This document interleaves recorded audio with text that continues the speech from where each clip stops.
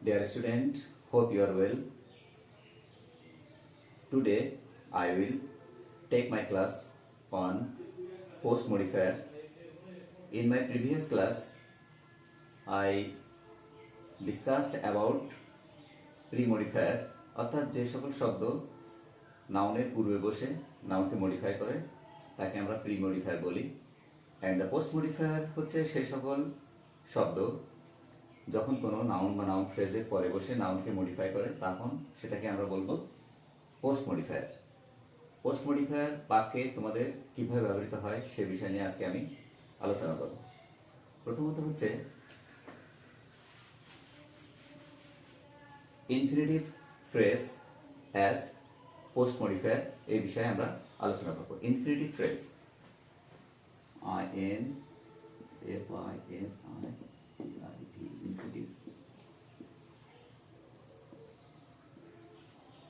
Infinitive phrase as post modifier, অর্থাৎ নাউনের পরে ইনফিনিটিভ ফ্রেজ কিভাবে ব্যবহৃত হয়ে নাউনকে মডিফাই করছে আমরা সে বিষয় নিয়ে আলোচনা করব। আমরা নন ফাইনাইট ভার্ব যখন আলোচনা করেছিলাম তখন আমরা জানি যে ইনফিনিটিভ হচ্ছে two plus verb,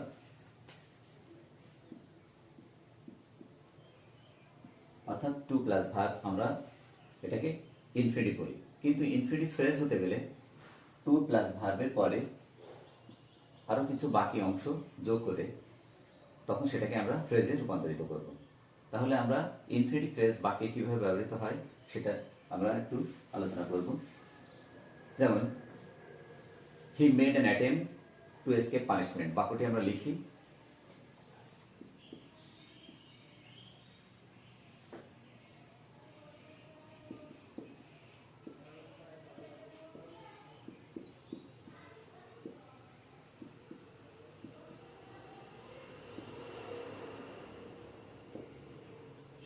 He made an attempt to escape punishment. To escape punishment অর্থাৎ সে একটি পদক্ষেপ নিয়েছিল তার বিপদের হাত থেকে সে নিজেকে রক্ষা করার জন্য সে একটি পদক্ষেপ নিয়েছিল যেন সে শাস্তি না পায়, এমন ধরনের একটি পদক্ষেপ নিয়েছিল। এখানে টু এসকেপটা হচ্ছে ইনফিনিটিভ, কিন্তু টু এসকেপ পানিশমেন্ট এই পর্যন্ত যদি আমরা দেখি তাহলে এই পানিশমেন্ট শব্দটা এসকেপ টু এসকেপ এসকেপের সাথে যুক্ত, সুতরাং এইটা হচ্ছে টোটাল মিলে এটা হচ্ছে ইনফিনিটিভ ফ্রেজ। এই ইনফিনিটিভ ফ্রেজটা এখানে হি মেড অ্যান অ্যাটেম্প্ট, এটা সাবজেক্ট, এটা ভার্ব, এটা অবজেক্ট। এই অবজেক্ট অর্থাৎ এই অ্যাটেম্প্ট এই নাউনটিকে মডিফাই করছে এই ইনফিনিটিভ ফ্রেজটা। সুতরাং এখানে এই ইনফিনিটিভ ফ্রেজটা এই বাক্যে পোস্ট মডিফায়ার হিসেবে কাজ করছে অ্যাটেম্প্ট নাউনটি। অনেক সময় দেখা যায় এই ইনফিনিটিভ ফ্রেজ এটা সাবজেক্টকেও মডিফাই করতে পারে। যেমন আমরা একটা বাক্য লিখি,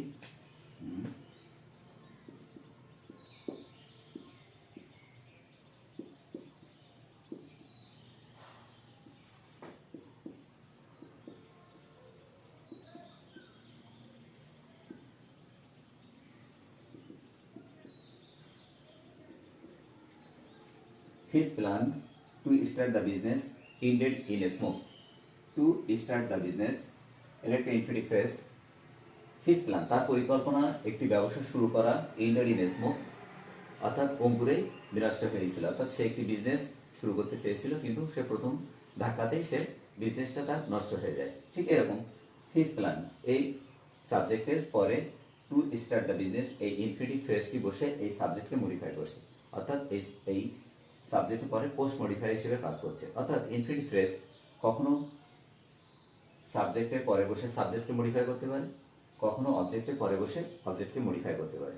ঠিক এইভাবে ইনফিনিটিভ ফ্রেজ বাক্যে ব্যবহৃত হতে পারে। তোমাদের পরীক্ষায় এইভাবে থাকতে পারে, এটা এখানে use infinitive phrase as post modifier, আমরা এখানে লিখব his plan to start the business ended in a smoke। ঠিক এইভাবে যে একই ধরনের বাক্য নিজেদের ব্রেন খাটিয়ে খাটিয়ে আমরা এখানে লিখতে পারি, ঠিক সঙ্গতিপূর্ণ কোনো বাক্য। ঠিক এই বাক্যটাও এরকম থাকতে পারে, he made an attempt dash. এখানে আমরা নিচে লেখা থাকতে পারে যে infinitive phrase as post modifier, আমরা ঠিক এখানে আমাদের অর্থবহ কোনো ইনফিনিটিভ ফ্রেজ লিখে এই বাক্যটি সম্পন্ন করব। ঠিক এরকম আমাদের ইনফিনিটিভ ফ্রেজ কখনো কখনো সাবজেক্টের পরে অথবা কখনো অবজেক্টের পরে বসে সাবজেক্ট অথবা অবজেক্টের পরে বসে সেটাকে মডিফাই করবে ইনফিনিটিভ ফ্রেজ। যেমন হ্যাঁ her decision dash was appreciated. His decision dash was appreciated. Sorry, her decision dash was appreciated. এখানে এরকম লেখা থাকবে তোমাদের পরীক্ষায় যে use infinitive phrase as post modifier. her decision dash was appreciated। আমরা এখানে লিখতে পারি her decision to study medicine was appreciated। অর্থাৎ তার ডাক্তারি পড়ার একটা সিদ্ধান্ত সে নিয়েছিল, সে ডাক্তারি পড়বে, তার decision to study medicine was appreciated. অর্থাৎ তার সিদ্ধান্ত, ডাক্তারি পড়ার সিদ্ধান্ত সকলের দ্বারা খুব প্রশংসিত হয়েছিল। এইভাবে এখানে এই সাবজেক্টটা পরে ইনফিনিটিভ ফ্রেজে বসে এই সাবজেক্টকে মডিফাই করেছে এবং এটা পোস্ট মডিফাই হিসেবে কাজ করেছে। Infinitive phrase present participle as post modifier. আমরা জানি যখন কোনো ভার্বের শেষে সরাসরি আইএনজি যোগ হওয়ার পরে সেই শব্দটি নাউনের সেই শব্দটি অ্যাডজেক্টিভের মতো কাজ করে, তখন আমরা সেটাকে বলি প্রেজেন্ট পার্টিসিপল। এটাও নন ফাইনাইট ভার্ব করার সময় আমরা এটা আলোচনা করেছিলাম। প্রেজেন্ট পার্টিসিপলও পোস্ট মডিফায়ার হিসেবে সাবজেক্টের পরে বা অবজেক্টের পরে ব্যবহৃত হতে পারে। যেমন আমরা বাক্য দেখি,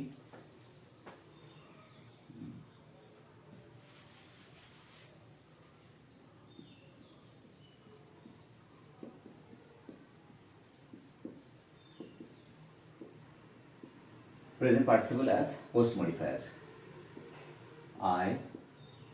I saw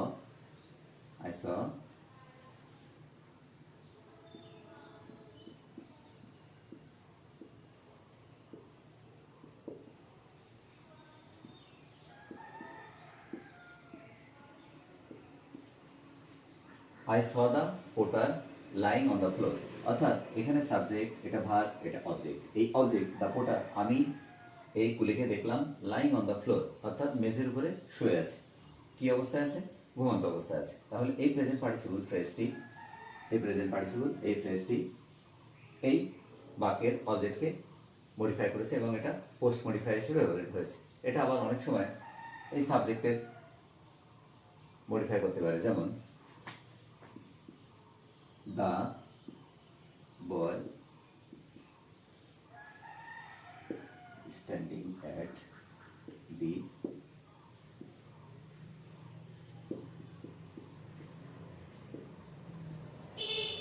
এই যে বাক্যটি the boy standing at the door is known to me, এখানে বাক্যে সরাসরি ভার্বের শেষে আইএনজি যোগ হয়ে এটা প্রেজেন্ট পার্টিসিপলের মতো কাজ করছে এবং এই যে বাক্যের সাবজেক্টকে মডিফাই করে এখানে পোস্ট মডিফাই হিসেবে কাজ করছে। the boy standing at the door is known to me, অর্থাৎ যে বালকটি দরজায় দাঁড়িয়ে আছে, দরজার ওখানে দাঁড়িয়ে আছে, সে আমার পরিচিত। তাহলে প্রেজেন্ট পার্টিসিপল কখনো কখনো সাবজেক্টের পরে অথবা অবজেক্টের পরে বসে সেটা পোস্ট মডিফায়ারের মতো কাজ করতে পারে। যেমন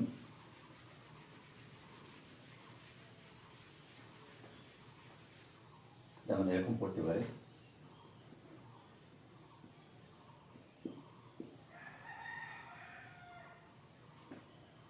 the girl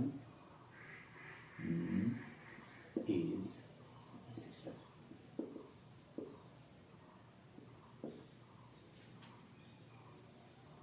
বাক্যে ঠিক এইভাবে আসতে পারে পরীক্ষার সময়, the girl is my sister, এইভাবে ড্যাশ থাকতে পারে, নিচে লেখা থাকতে পারে present participle as post modifier.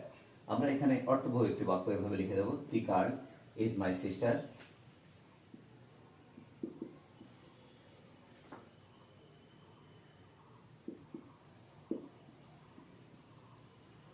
the girl is my sister singing a song। এখানে singing a song, এই যে প্রেজেন্ট পার্টিসিপলটি এর অবজেক্ট মাই সিস্টারকে মডিফাই করছে এবং এটা পোস্ট মডিফায়ার হিসেবে এই প্রেজেন্ট পার্টিসিপলটি ব্যবহৃত হয়েছে। ঠিক এইভাবে আমরা প্রেজেন্ট পার্টিসিপলের পরে পাস্ট পার্টিসিপল, সেটাও বাক্যে পোস্ট মডিফায়ার হিসেবে কিভাবে ব্যবহৃত হয় আমরা সেটা নিয়ে আলোচনা করব।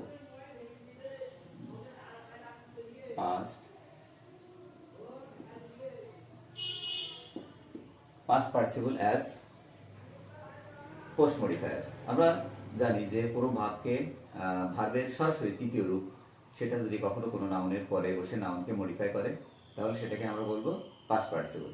এই পাস্ট পার্টিসিপল বাক্যে সাবজেক্ট অথবা অবজেক্টকে কিভাবে মডিফাই করে আমরা সেটা একটু আলোচনা করি। যেমন দেখো,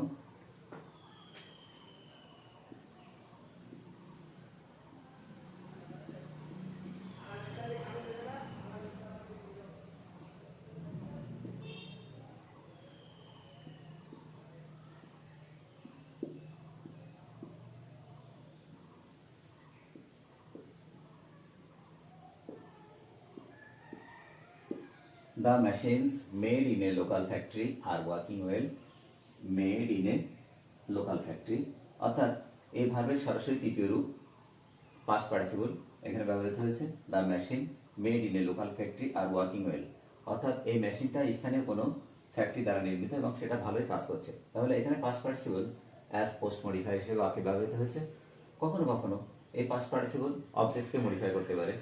যেমন আমরা লিখি বাক্য,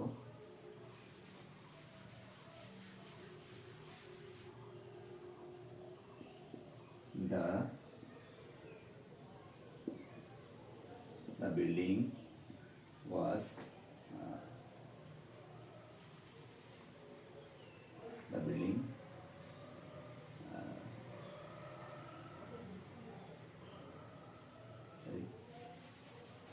the building was constructed. The building was constructed